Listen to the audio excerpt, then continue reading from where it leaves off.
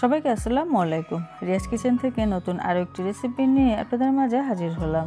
আজকে তৈরি করে দেখাবো আমসত্ত্ব, আমের জুস এবং আম কিভাবে ফ্রোজেন করতে পারেন, সেটাও আবার পাকা আম।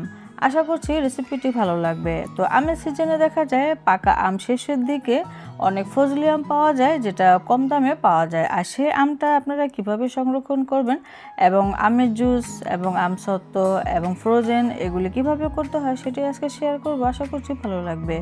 তো এখানে আমি বেশ পরিমাণে কিছু ফজলি আম নিয়েছি, আর এই আমগুলো কিন্তু পরিমাণে একটু দামে কম থাকে। আপনারা চাইলে এরকম বেশি করে কিনে ফ্রোজেন করতে পারেন বা বিভিন্ন আইটেম তৈরি করতে পারেন।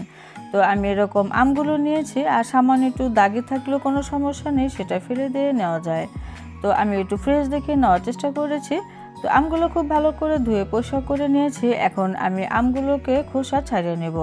তো ধাপে ধাপে আমি কিভাবে কি করছি আপনাদের সাথে একটু শেয়ার করছি, মানে আমি কিভাবে করি।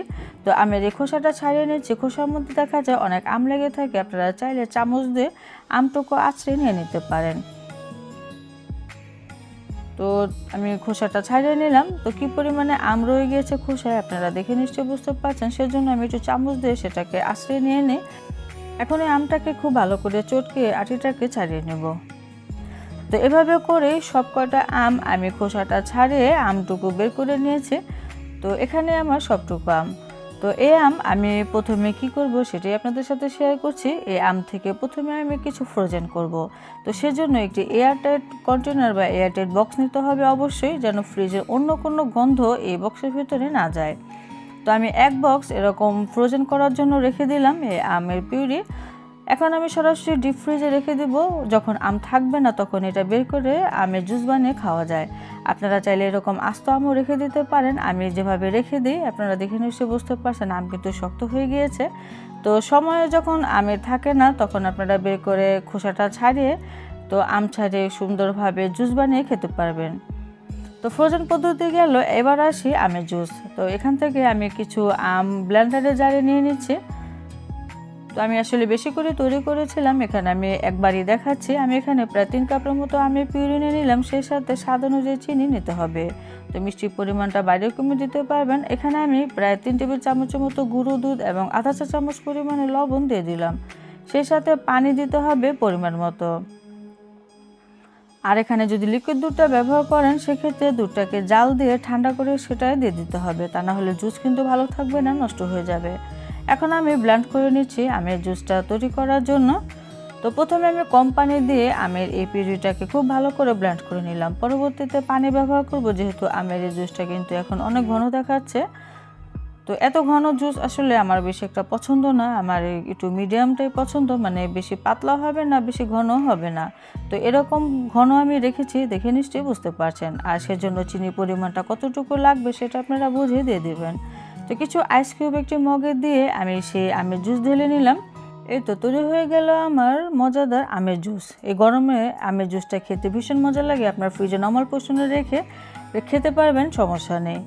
বাকি আমগুলোকে আমি ব্লেন্ডারে খুব ভালো করে ব্লেন্ড করে তারপরে একটু ফ্রাই প্যানে ঢেলে নিলাম। এখন আমি আমসত্ত্ব তৈরি করে দেখাচ্ছি। তো 2 ধাপে আমি এই আমগুলোকে খুব ভালো করে ব্লেন্ড করে নিয়েছি, কোনো প্রকার আঁশ যেন না থাকে। তারপর এখানে আমি 1 কাপ পরিমাণে চিনি দিয়ে দিচ্ছি। এই আমগুলো এমনিতেই মিষ্টি থাকে এবং হালকা টক থাকে, সেই অনুপাতে চিনি ব্যবহার করতে হবে। এবং সেই সাথে 1 চা চামচ পরিমাণে বিট লবণ এবং 1 চা চামচ পরিমাণে নরমাল লবণ দিয়ে দিলাম। এখন আমি চুলাটাকে জ্বালিয়ে এভাবে অনবরত নেড়ে চেড়ে বলক আসার আগ পর্যন্ত অপেক্ষা করছি। তো বলক এসে গিয়েছে, তারপরে চুলাটা একটু কমে দিতে হবে, তা না হলে দেখা যাবে অনেক ছিটবে। সেজন্য চুলা জালটা মিডিয়ামে রেখে অনবরত নেড়ে চেড়ে দিতে হবে। তো এখানে আমি আরেকটুখানি চিনি দিয়ে দিলাম, মনে হচ্ছে চিনির পরিমাণটা একটু কম হয়ে গিয়েছে। সেই সাথে আরেকটুখানি সাদা লবণও দিয়ে দিলাম। আসলে নিজেদের টেস্ট অনুযায়ী আমসত্ত্বর টক মিষ্টিটা আপনারা সেট করতে পারবেন, সমস্যা নেই। তো আমি একটু আজকে নর্মালভাবে খুবই সিম্পলভাবে আমসত্ত্ব তৈরি করব। তো সেজন্য চিনির পরিমাণটা একটু বেশি দিলাম, মানে একটু মিষ্টি মিষ্টি রাখলাম। তো জাল দিতে দিতে দেখা যাবে এরকম ঘন করে নিতে হবে। একটা সময় দেখা যায় এই আমের মিশ্রণটি এরকম অর্ধেক হয়ে ঘন হয়ে গিয়েছে এবং আমের এই কালারটাও খুব সুন্দরভাবে চেঞ্জ হয়ে গিয়েছে। তো এই পর্যায়ে আপনারা এক্সট্রা মশলা দিয়ে দিতে পারেন। এখানে চাইলে 5 ফোড়নের গুঁড়া দিতে পারেন বা এরকম চিলি ফ্লেক্সও দিতে পারেন। আমি আজকে কিছুই দেব না, সাধারণভাবে আমসত্ত্বটা তৈরি করব। তো আমার আম জাল দেওয়া হয়ে গিয়েছে, চুলাটা বন্ধ করে এখন আমি যে প্লেট বা ট্রেতে আমগুলো সেট করব, সেজন্য এখানে আমি সরিষার তেল দিয়ে ব্রাশ দিয়ে খুব ভালো করে তেল ব্রাশ করে নিচ্ছি, যেন আমসত্ত্বটা আবার নিচে লেগে না যায়। এখন আমি জাল দেওয়া সে আমের পিউরি একটি প্লেটে ঢেলে দিচ্ছি। প্রথমে প্লেটে দিলাম, তারপরে ট্রেতে দিয়ে দিচ্ছি। তো ট্রেতে যেহেতু বড়, এখানে বেশি পরিমাণে লাগবে। আর আজকের এই আমসত্ত্বগুলো আমি একটু মোটা করে তৈরি করব, বেশি একটা পাতলা করব না। তো ঢেলে দেওয়ার পরে স্প্যাচুলা দিয়ে একটু সমান করে দিচ্ছি, যেন আমসত্ত্বটা খুব সুন্দরভাবে এক সাইজের হয়। এখন এই ট্রে এবং প্লেট এই দুইটা ধরে আমি রোদে শুকিয়ে নিব। তো যদি কড়া রোদ থাকে তাহলে একদিনই হয়ে যাবে, আর যদি রোদের তাপটা কম থাকে তাহলে 2 দিন লাগতে পারে এই আমসত্ত্বগুলো খুব সুন্দরভাবে শুকাতে। আর আমসত্ত্ব শুকাইলে খুবই সুন্দর একটি কালারও চলে আসবে, ঠিক এরকম। তো আমি কিন্তু খুব ভালো করে রোদে শুকিয়ে নিয়েছি। তো 2 দিনের রোদে এটা খুব সুন্দরভাবে শুকিয়ে গিয়েছে। যেহেতু আমসত্ত্বগুলো আমি একটু মোটা করে তৈরি করেছি, আমি প্রথমেই বলেছিলাম। তো এখন উঠিয়ে নিচ্ছি, আপনারা দেখেই বুঝতে পারছেন আমসত্ত্বগুলো কতটা মোটা করে আমি দিয়েছি। আমরা যে দোকান থেকে কিনে ম্যাঙ্গো বারগুলো খাই, ঠিক সেরকম মোটা এই আমসত্ত্বগুলো আজকে তৈরি করেছি। সেজন্য আমার রোদটা 2 দিন লাগছে। তবে আপনারা একটু পাতলা করে দিলে একদিনের রোদে হয়ে যাবে, যদি কড়া রোদ থাকে। তো আমি ট্রেটা উঠিয়ে নিলাম। দুটোটা আমসত্ত্বই মাশাআল্লাহ খুব সুন্দর হয়েছে। এখন আমি কেটে নিচ্ছি।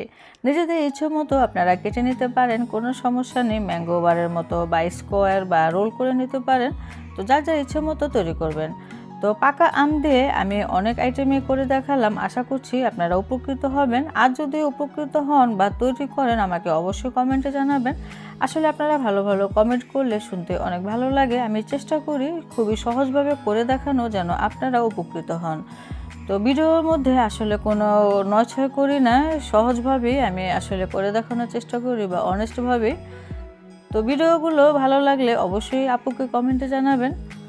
তো আপনারা চাইলে এরকম স্কোয়ারভাবে কেটে নিতে পারেন, বা এরকম ম্যাঙ্গো বারের মতো কেটে নিতে পারেন। আমি আজকে বাচ্চাদের উদ্দেশ্যে তৈরি করেছি, সেজন্য এখানে ঝাল কোনো এক্সট্রা মশলা দিলাম না। তবে আপনারা যদি বড়দের হিসেবে তৈরি করেন, সেক্ষেত্রে চিনির পরিমাণ কম এবং মরিচ, পাঁচফোড়ন বা গোলমরিচের গুঁড়া এগুলো দিয়ে তৈরি করতে পারেন।